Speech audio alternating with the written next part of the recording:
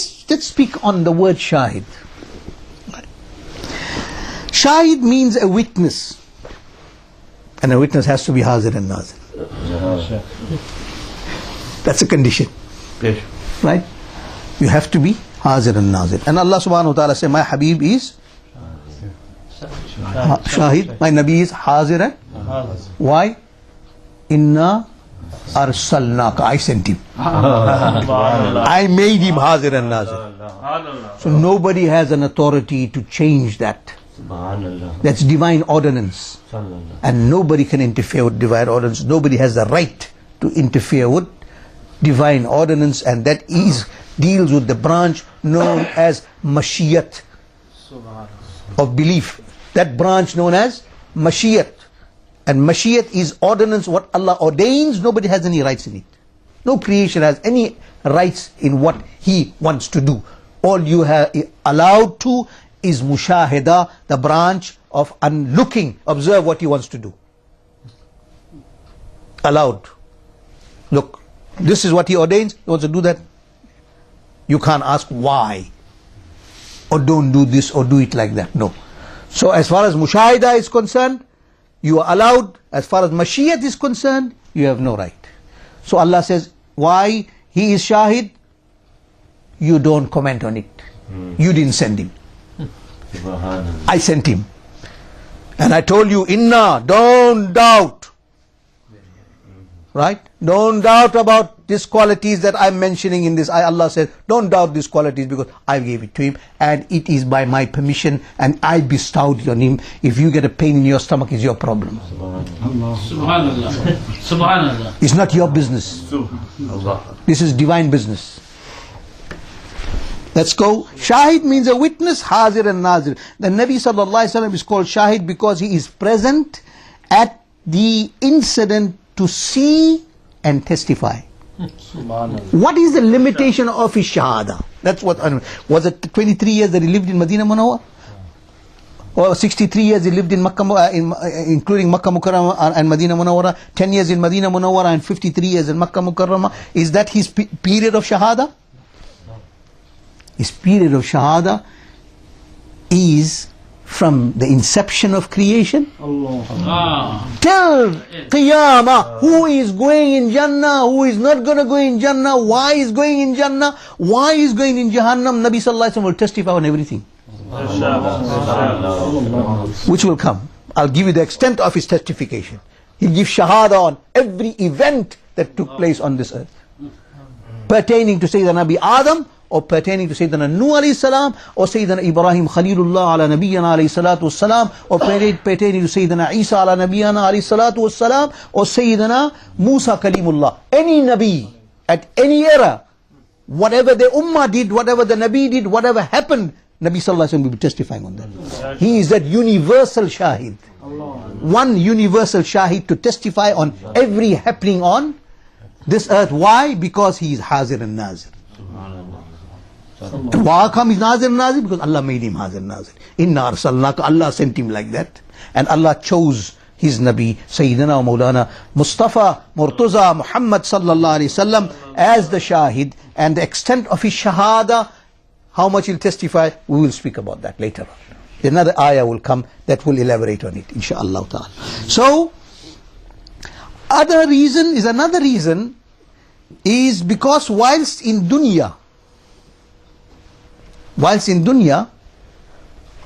that is now when he was born, physically, when he graced this earth with his sacred feet and blessed it, right? From this dunya, he was focused on looking into the realm of the unknown and unseen, right? And he could see everything.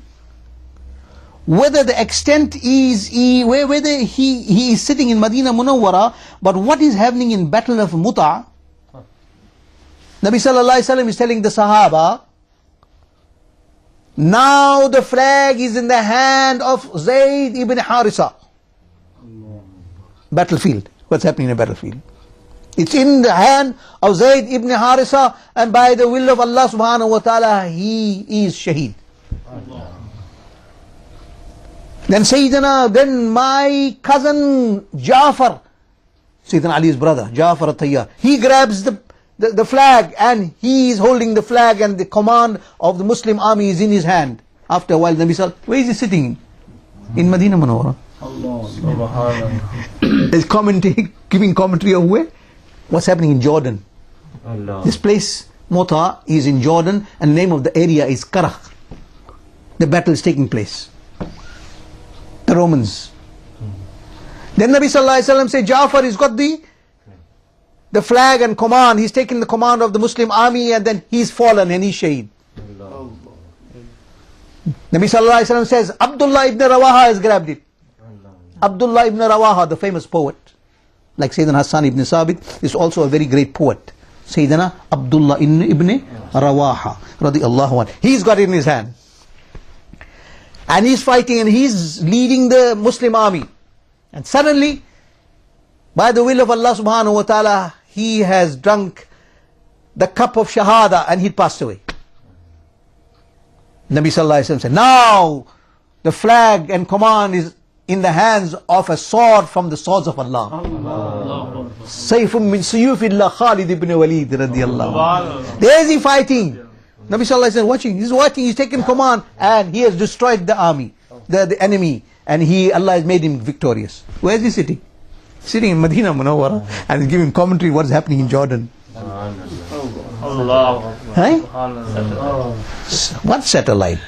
What satellite can do? What satellite is limited, made by man? This is Adna Sannaka. This is made by Allah subhanahu wa ta'ala. It's not any Japanese make, or any Chinese make, or American make. No, sir. Right? Okay. You now understand what is the extent of his shahada, where is he sitting, how is his authority?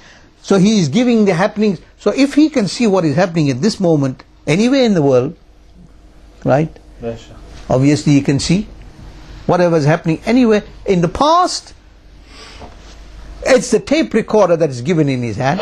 He can rewind it whenever he wants. Subhanallah. Because he was there. When he testifies, say, don't take my testification, put it on. Rewind the whole thing. Change nature. Change the cause of nature. If he can change the cause of the sun, which had set it, and he changed the whole course of nature, and he raised the setted sun, what is there to change it back into another 150, 500 or 5,000 years? Doesn't he have the authority? If he has the authority to split the moon, then the moon also knows that Allah sent him, Inna arsalnaka, I got to listen to him. I am his slave, I have to listen to him. If I am not going to listen to him, the brilliance that I get sadaqah from his face will be taken away, I'll become bad.